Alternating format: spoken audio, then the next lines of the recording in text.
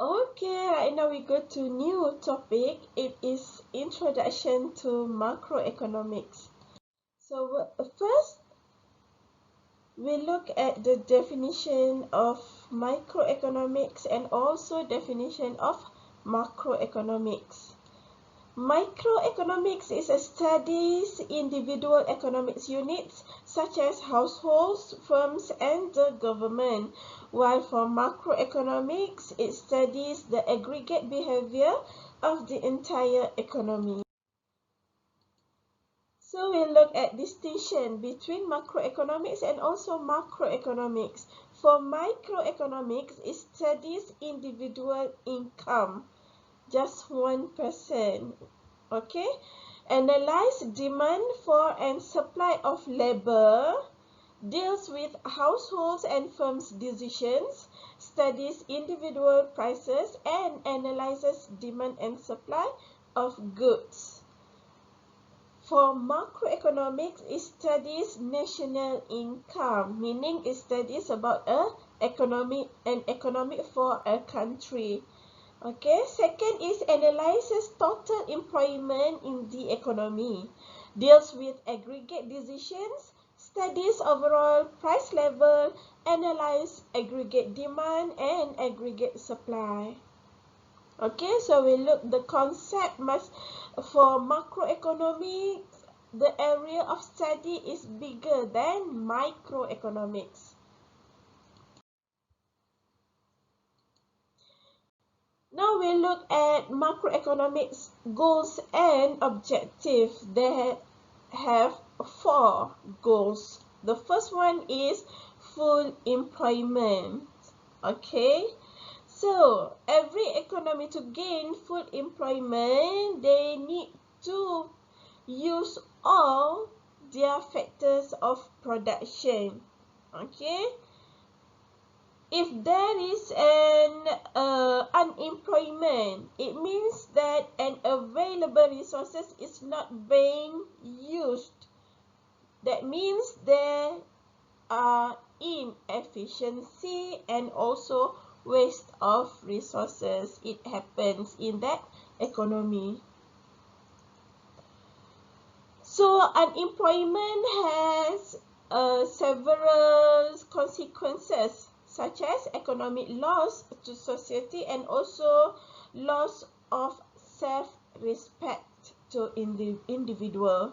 Okay, the second is price stability. The objective of the nation is to keep its inflation rate as low as possible. Okay, inflation occurs when there is an increases in the overall price level. Okay, so it means the price level, average price level is high. Okay, so inflation can also have several consequences. It can lead to income not rising as fast as price of products and services. Okay, so the third goals is economic growth. Okay, so this means for economic growth, economy must be operating at maximum capacity. Okay, so economic growth can only be realized over the years. However, the economic growth of a nation does not move constantly, so there is a rising and also falling. Okay, so it will experience short-term ups and downs. That what we call as business cycle. Okay, so in business cycle, it's measured by the aggregate output and the unemployment rate. Okay, so when we study about business cycle, okay, we know there is 4 stages. Okay, in 4 stages or 4 phases in business cycle. It's a peak, recession, through and recovery. Okay, so that's business cycle we will learn on next chapter. Okay, our last goals for macroeconomics is equitable distribution of income. Okay, so most nations will try to narrow the gap between the higher income and also the lower income groups, meaning try to narrow between rich and also poor, what we call it, poor people in a country. So how to do it? Yes, okay, to implement some policies. Okay, government will implement some policies, what we call as government policy. Okay, we have 3 government policies. The first one called fiscal policy.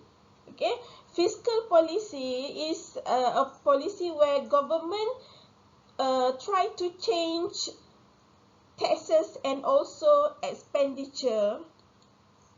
The second policy is called monetary policy. Okay, monetary policy is a tool used by the government through the central bank to control the supply of money.